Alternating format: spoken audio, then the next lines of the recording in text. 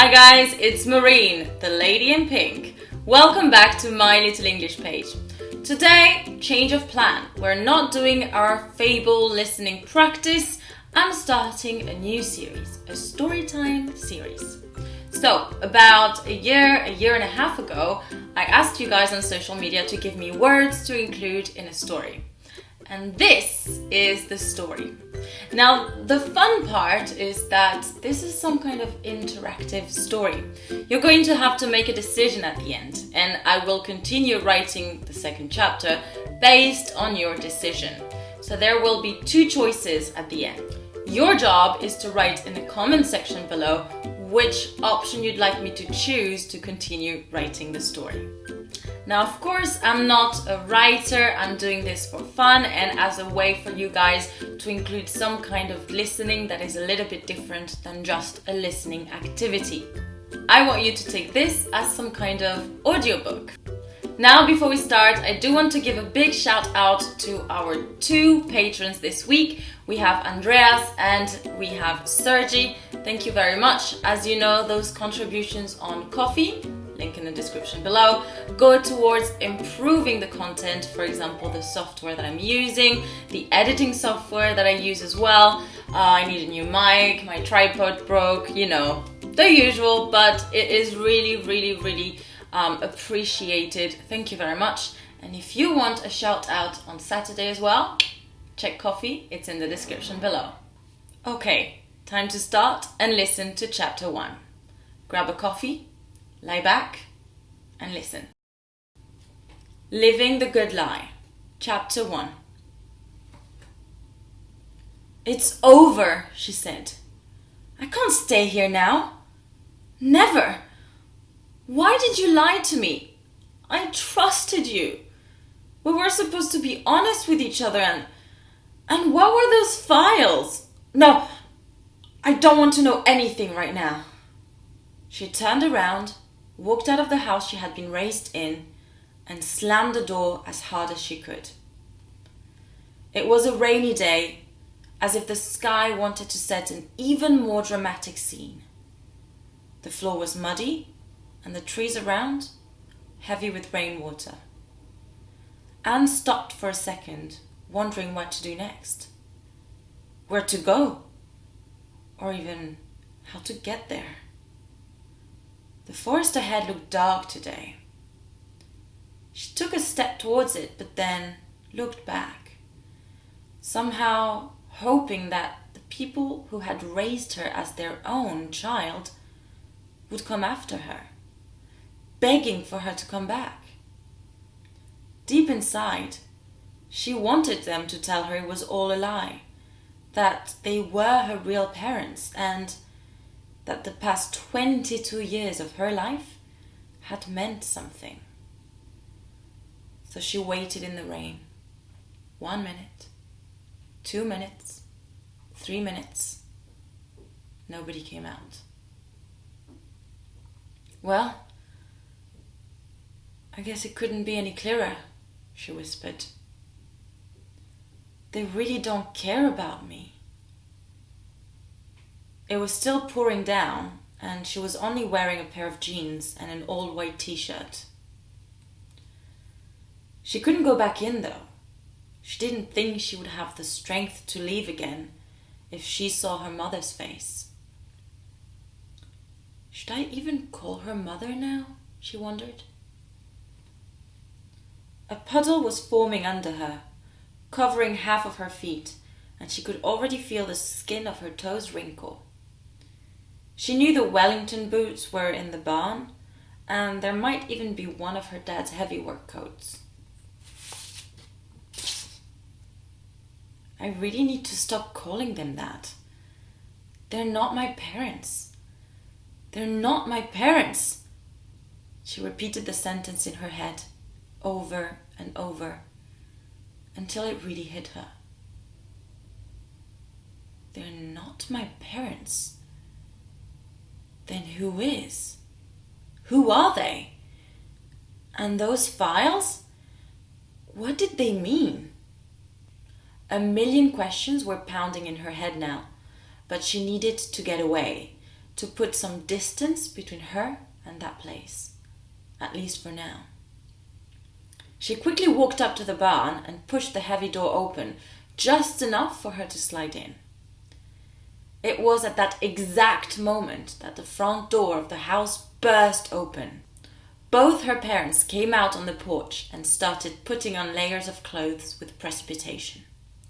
"You stupid idiot! How did she find out? What on earth did you tell her?" the mother asked.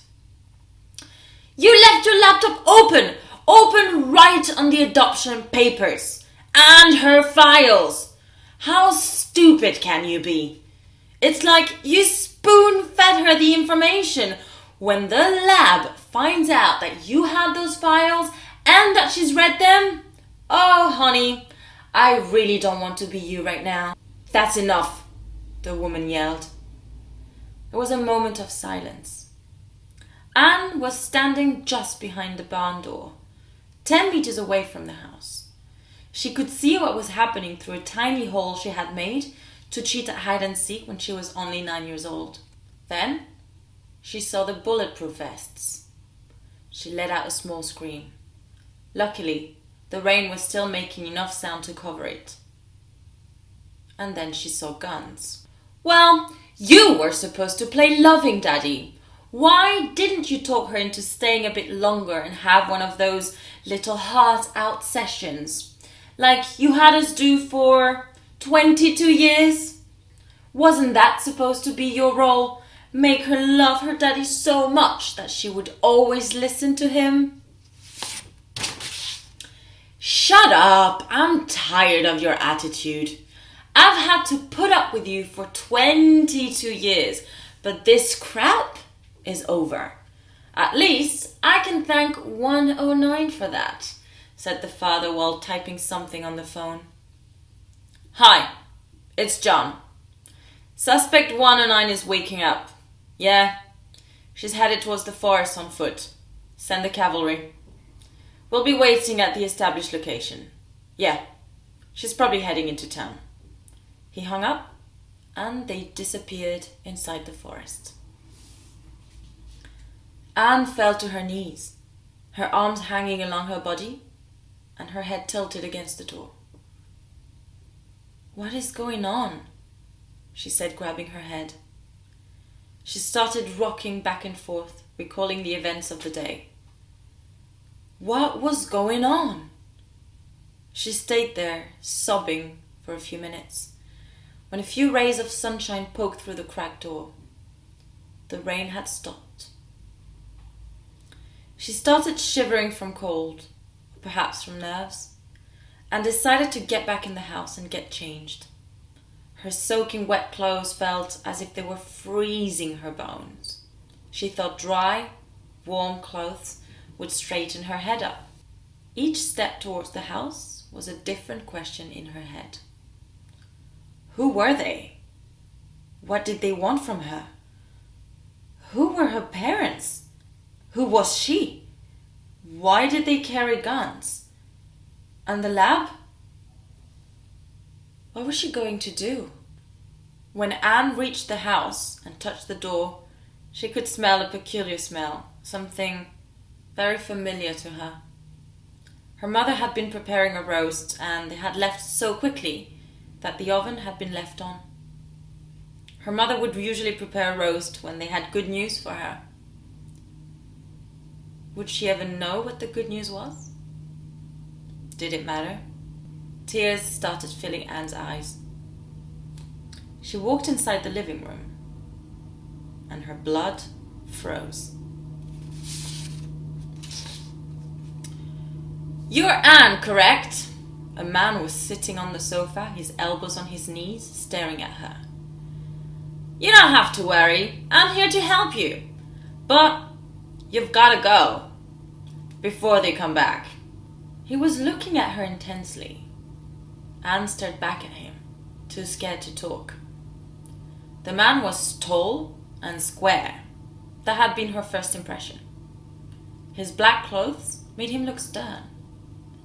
However, there was something pleasant, almost comforting about him, and his slow movements, his attitude.